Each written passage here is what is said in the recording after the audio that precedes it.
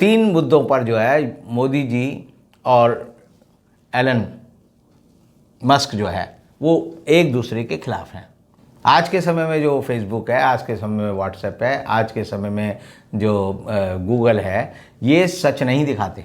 मोदी सरकार से इनकी मिली भगत है, चाहे वो पुतिन हो, चाहे वो शी जिनपिंग हो, चाहे नरेंद्र मोदी हो, इन सबको बड़ा खतरा खड़ा कर दिया है एलन मस्क ने।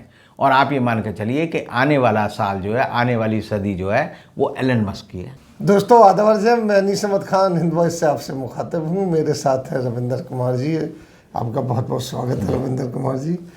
रविंदर कुमार जी, एलन मस्क जो है दुनिया के सबसे बड़ी जो अमीर आदमी है, वो अपना सैटेलाइट, अपने सब चीज़ें लेके आ रहे हैं, पूरा का पूरा सिस्टम लेके आ रहे हैं इलेक्ट्रॉनिक का। तो हैं वो कर सकते हैं ऐसा, किसी बात पे उनकी ठन गई होगी, उनके नहीं मैं अपना लाऊंगा।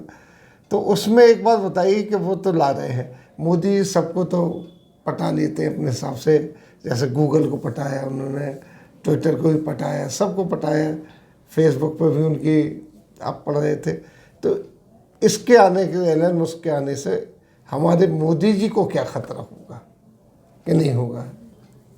सबसे पहले तो जानिए कि एलन मस्क कौन है। जी जी, पहले एलन मस्क का जन्म जो है 1971 में हुआ, प्रिटोरिया में, दक्षिण अफ्रीका में। उनके पिता जो थे एक साइंटिस्ट थे और उनकी मदर जो थी वो डाइटिशियन थी। और एलन मस्क को दुनिया से जानती हैं क्योंकि उन्होंने दुनिया में इतनी ज़्यादा अकूत दौलत, यानी आज वो दुनिया के सबसे अमीर आदमी हैं। जी। और सबसे अमीर आदमी का मतलब यह है कि उनके पास जो है, जैसे हम कहते हैं 5 ट्रिलियन इकनॉमी हमारा सपना है, तो अकेले एलन मस्क के पास इस समय 8 ट्रिलियन का पैसा है, इकोनॉमी है उनकी, 8 ट्रिलियन की इकनॉमी है।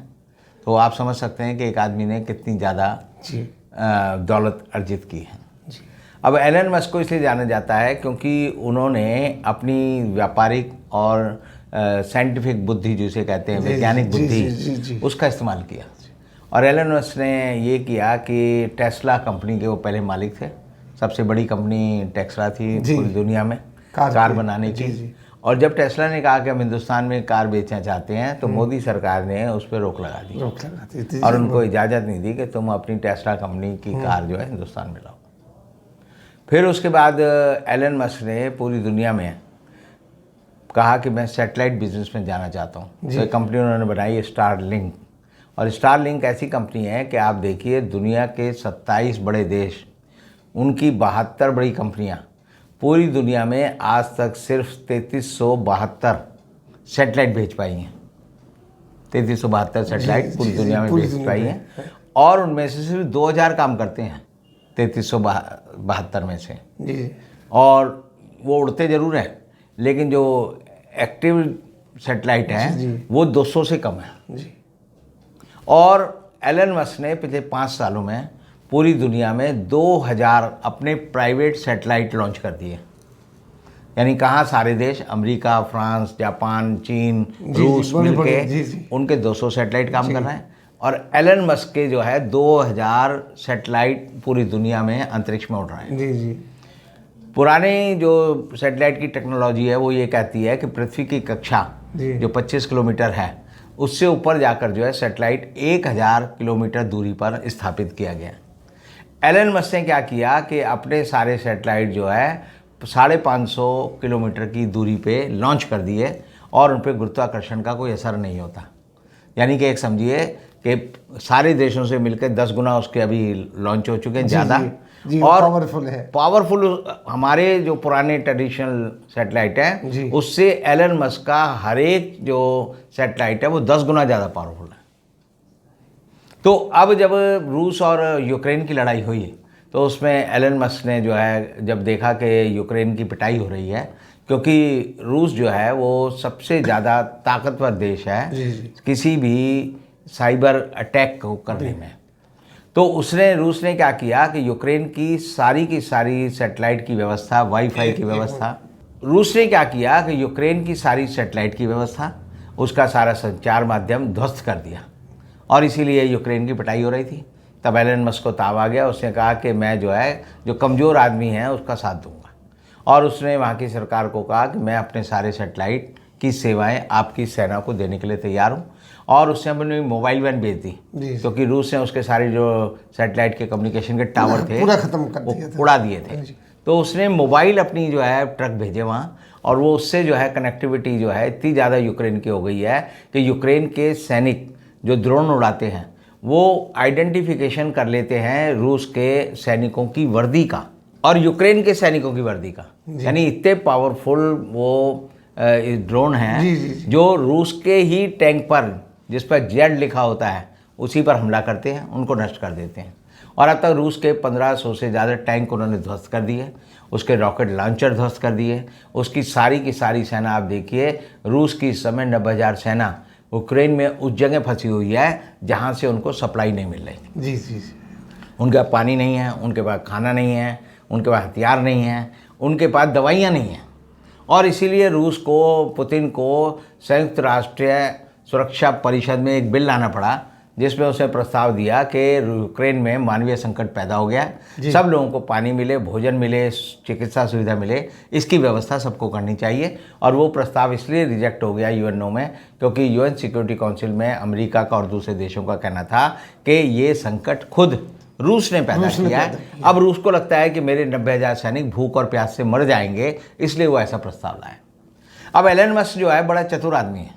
चतुर इतना है कि उसने हिंदुस्तान के, जब भारत सरकार को पिछले साल दिसंबर में एक प्रपोजल दिया कि मैं हिंदुस्तान के लोगों को सैटेलाइट संचार माध्यम से फ्री मोबाइल की सुविधा दूंगा, फ्री वाईफाई दूंगा, फ्री सारी चीज़ें दूंगा, तो भारत सरकार को वैसे ही ये प्रस्ताव मान लेना चाहिए। लेकिन भारत सरकार किसके कहने पे चलती है?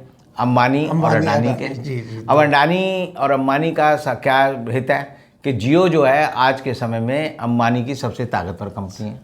उसका जो अपना कैपिटल यानी उसकी स्ट्रेंथ जो है 5 लाख करोड़ है।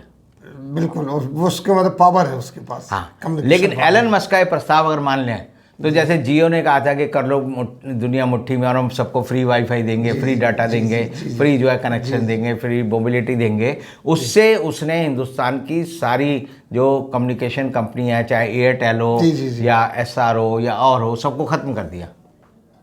और ख़त्म करने के बाद जब उसने कहा कि मैं फ्री दूंगा, तो मोदी जी ने पहला काम क्या किया? उन्होंने कहा कि हम तुम्हारी किसी भी सुविधा को नहीं लेंगे। तो 3 मुद्दों पर जो है मोदी जी और एलन मस्क जो है वो एक दूसरे के खिलाफ हैं। पहला कार के मुद्दे पे, दूसरा ये टेलीकम्युनिकेशन के मुद्दे पे, और तीसरा जो है जो उन्होंने सैटेलाइट की जो व्यवस्था पूरी दुनिया में की है उस पर।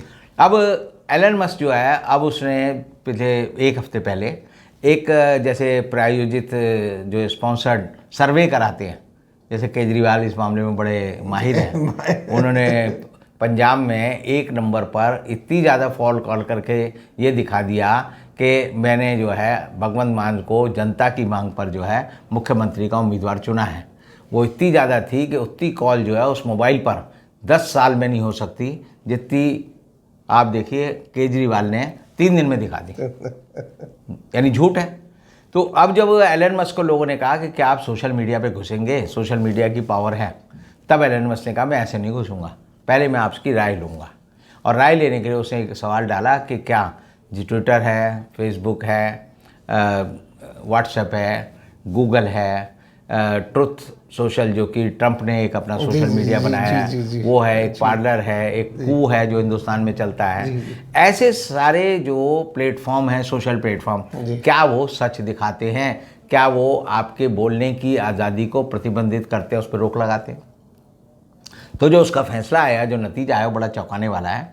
वो ये है कि 70% लोगों ने कहा कि ये लोगों के बोलने की आज़ादी को रोकते हैं, ये लोगों के माइंडसेट को रोकते हैं, और प्रचार का ये झूठा माध्यम है। अब प्रचार का झूठा माध्यम क्या है कि हिंदुस्तान में मोदी सरकार, आप 1 साल से देख रहे होंगे, लगातार सोशल मीडिया के जितने प्लेटफॉर्म हैं उनकी जो है बाँह मरोड़ने में लगी रहती है। पहले उसने कहा कि आप अपना इंडियन CEO रखेंगे, हम जो है हिंदुस्तान में कानून बनाएंगे, उसके हिसाब से हम आपको बनाएंगे। और इन सारे सोशल मीडिया प्लेटफॉर्म ने मोदी सरकार के आगे सरेंडर कर दिया। आज के समय में जो फेसबुक है, आज के समय में व्हाट्सएप है, आज के समय में जो गूगल है, ये सच नहीं दिखाते। मोदी सरकार से इनकी मिली भगत है। और अगर हम कहें कि अगर एलन मस्क का सोशल मीडिया का प्लेटफॉर्म आ गया और वो बिल्कुल फ्री है, तो सबसे बड़ा खतरा जो है मोदी जी की सरकार को है, क्योंकि दिन रात ये जो झूठ बोलते हैं उसको वो जो है एक तरह से अपने किसी भी नियंत्रण के बिना लागू कर सकता है अपने प्रोग्राम को एलन मस्क, क्योंकि उसके के सारे जो सैटेलाइट हैं वो अंतरिक्ष में है और वो उस पर हिंदुस्तान का कोई कब्जा नहीं है। और उसके ट्रांसपोर्टर भी हिंदुस्तान में जो रिसीविंग एंड होंगे उसके लिए भी उसे भारत सरकार की अनुमति की ज़रूरत नहीं है। तो इसके मन आगे आने वाला खतरा मोदी जी को सबसे ज़्यादा है। मोदी जी को सबसे ज़्यादा एलन मस्क से है। और एलन मस्क इतना आदमी है कि मैं समझता हूँ कि वो राजनीतिक रूप से मैकियावेली के बाद दूसरा आदमी है, या मैकियावेली से भी ज़्यादा चतुर आदमी है, जिसने एक ही सेंटेंस में पुतिन को पूरी दुनिया के सामने ये सिद्ध कर दिया कि सबसे भ्रष्ट जो है राष्ट्राध्यक्ष है। उससे पूछा गया कि आप दुनिया के सबसे अमीर आदमी हो? उसने कहा नहीं, मैं अमीर आदमी नहीं हूँ, सबसे अमीर आदमी तो पुतिन है। एक आदमी जो कि एक राष्ट्राध्यक्ष है, जिसका काम जनता की सेवा करना है, जिसका कोई व्यापार नहीं है, जिसके पास कोई संपत्ति नहीं होनी चाहिए, वो जो है दुनिया का सबसे अमीर आदमी कह रहा है कि मुझसे भी ज़्यादा अमीर है।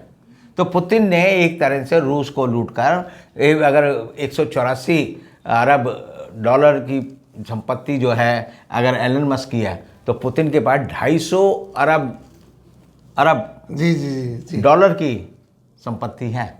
ये एलन मस्क ने कहा है। और एलन मस्क को बड़े साल से, जब इसका जन्म हुआ तो अमेरिका का कानून, ब्रिटेन का कानून, फ्रांस का कानून इसको रोकता था। तो ये बेचारा बड़े कोशिश करता था कि कोई ऐसा स्टेट मिले, कोई ऐसा राज्य मिले, कोई ऐसा देश मिले पूरी दुनिया में जो इसको अपना व्यापार करने की छूट दे। और इसके लिए वो कहाँ गया? आप देखिए कि बल्गारिया एक देश है जहाँ पर जो है ये हीरों की कटाई होती है। जी। तो उसने वहाँ पर अपना अड्डा बना रखा है। और उसने जो यूक्रेन की मदद की है वो इसलिए की है कि यूक्रेन एक देश होगा जहाँ पर वो अपना जो है व्यापार फैला सकता है। उससे एलन मस्क को भी फ़ायदा होगा और यूक्रेन के बिल्डअप में भी फ़ायदा होगा।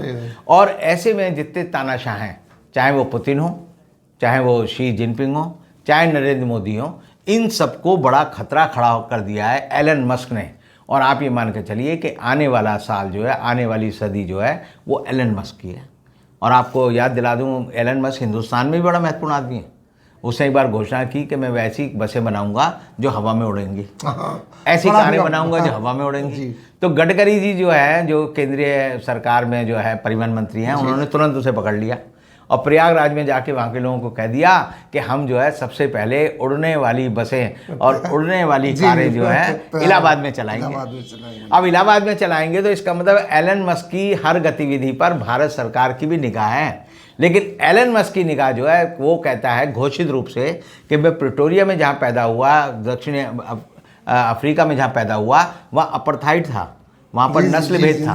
तो वो नस्ल भेद के खिलाफ है। वो कहता है मैं हर तानाशाह के खिलाफ हूँ, और हर तानाशाह, चाहे वो मोदी जी हो या पुतिन हो या हिटलर हो या मुसोलिनी हो, उसको एलन मस्क जैसे आदमी अपने दम पर जो है चुनौती देंगे। और इनका भविष्य जो है एलन मस्क जैसे लोगों की वजह से खतरे में मुझे हमेशा नज़र आता है। और इसका फैसला जो है 1 साल में हो जाएगा। बहुत नई बात आपने बताई है। एलन मस्क आ रहे हैं भारत आ रहे हैं, सबसे ज़्यादा खतरा मोदी जी को होगा। ये डिक्टेटरशिप चला रहे हैं मोदी जी। इसी के साथ हम आपसे लेते हैं विदा। अगले फिर हाजिर होंगे रविंदर जी के साथ। तब तक के लिए दीजिए हमें इजाज़त।